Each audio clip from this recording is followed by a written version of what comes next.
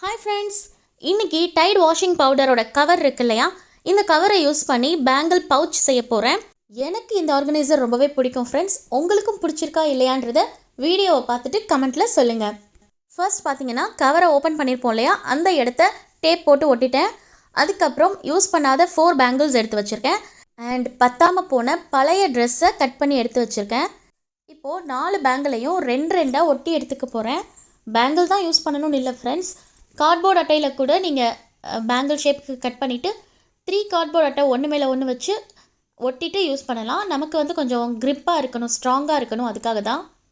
Next பார்த்திங்கன்னா கார்ட்போர்டில் bangle வச்சு circle draw பண்ணிக்கிட்டு அதை 2 பீஸாக கட் பண்ணி எடுத்துக்க போகிறேன்.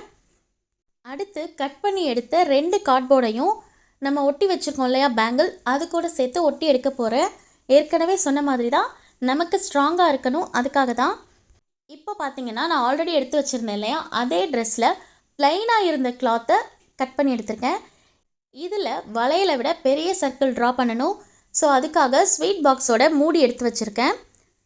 கிளாத்தை பாதியாக மடித்து போட்டு அது மேலே இந்த மூடியை வச்சு சர்க்கிள் ட்ரா பண்ணிவிட்டு அதை அப்படியே கட் பண்ணி எடுக்க போகிறேன். கட் பண்ணுறப்போ 2 கிளாத் இருக்கிற மாதிரியே பார்த்து கவனமாக கட் பண்ணிக்கணும்.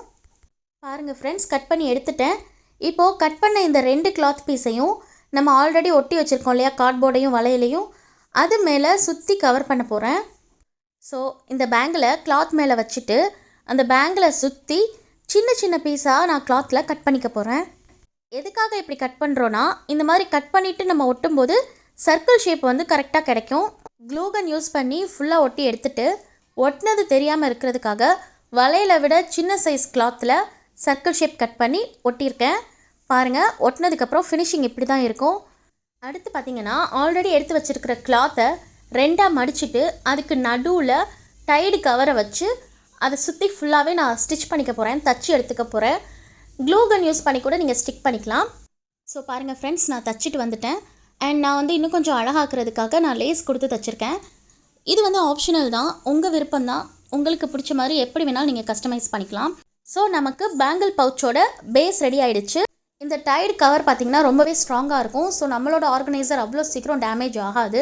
அண்ட் நம்ம இதை ஈஸியாக வாஷ் பண்ணி கூட எடுத்துக்கலாம். இப்போ பாருங்கள் ஃப்ரெண்ட்ஸ், நான் பட்டன் எடுத்திருக்கேன். ஸோ மீடியம் சைஸ் பட்டன் தான். இதில் கிளாத்தை சுற்றி நான் அதை தச்சு எடுத்துக்க போகிறேன். பாருங்கள், நான் தச்சு முடிச்சிட்டேன். இந்த மாதிரி தச்சு எடுத்துக்கணும். 2 பட்டன் எடுத்திருக்கேன். இப்போது இந்த 2 பட்டனையுமே இந்த 2 சைட்லேயுமே நான் ஸ்டிச் பண்ணிக்க போகிறேன். க்ளூகன் கூட யூஸ் பண்ணலாம், பட் நம்ம ஸ்டிச் பண்ணோன்னா இன்னும் கொஞ்சம் ஸ்ட்ராங்காக இருக்கும். ஸோ பாருங்கள், நான் பட்டன் ஸ்டிச் பண்ணிவிட்டு வந்துட்டேன். அடுத்து பார்த்திங்கன்னா நான் ஆல்ரெடி ரெடி பண்ணி வச்சுருக்கேன் இல்லையா பேங்கிள், இந்த பேங்கிளை க்ளூகன் அப்ளை பண்ணி பேஸோடு சேர்த்து ஒட்ட போகிறேன்.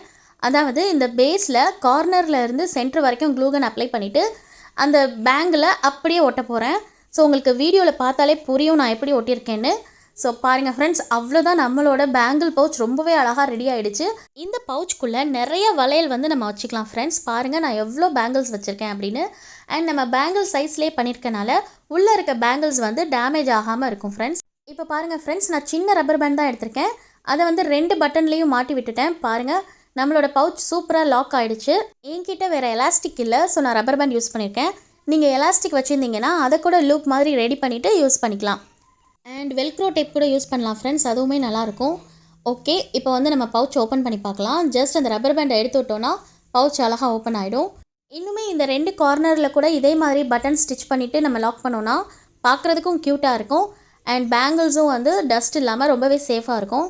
இந்த பேங்கிள் பவுச்சை உங்களோட ஃப்ரெண்ட்ஸ்க்கு நீங்கள் கிஃப்ட் கூட பண்ணலாம். அப்படி இல்லைனா ரிட்டன் கிஃப்டாக கூட கொடுக்கலாம்.